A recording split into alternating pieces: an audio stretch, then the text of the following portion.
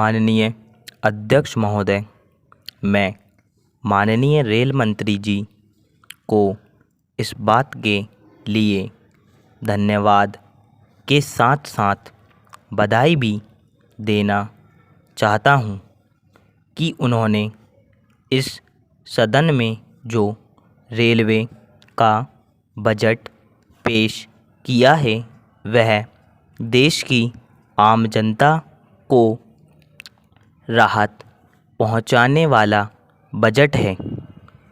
माननीय रेल मंत्री जी ने यह जो बजट प्रस्तुत किया है उसका पूरे देश में स्वागत किया जा रहा है।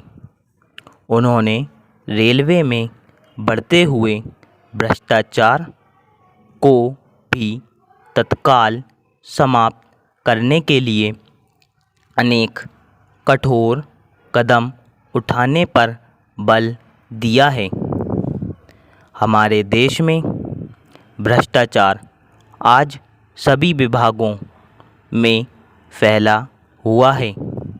यदि यह कदम रेलवे विभाग द्वारा गंभीरतापूर्वक उठाए जाते हैं तो इसमें भ्रष्टाचार पर अंकुश तो लगेगा ही, साथ ही निश्चित रूप से रेलवे का विकास भी होगा और उसकी आय भी बढ़ेगी।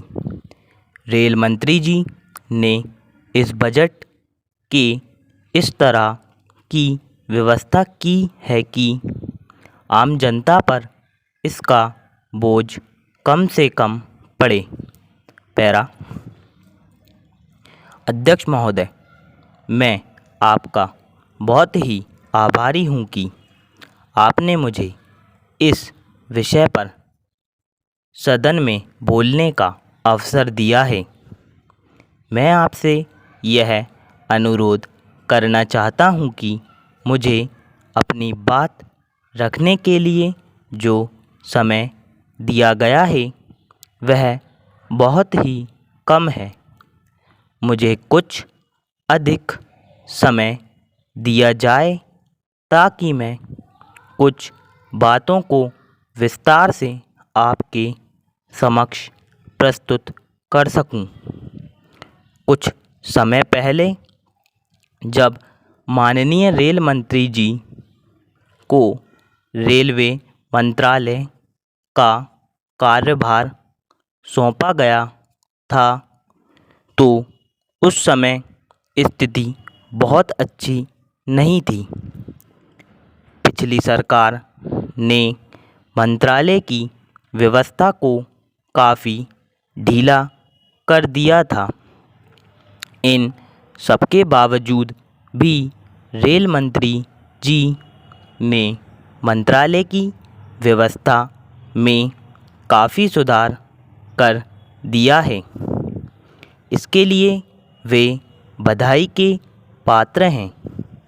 मैं बड़े ही गर्व के साथ कह सकता हूँ कि मंत्री जी ने कुछ ही समय में सभी समस्याओं का सामना बड़ी दृढ़ता के साथ किया है।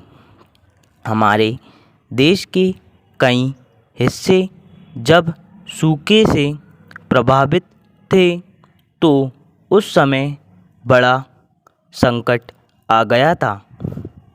उस समय भी रेलवे द्वारा वहाँ के निवासियों के लिए आवश्यक चीज़ों को समय पर पहुँचाया गया था, जिससे कि वहाँ की जनता को अधिक कठिनाइयों का सामना न करना पड़े।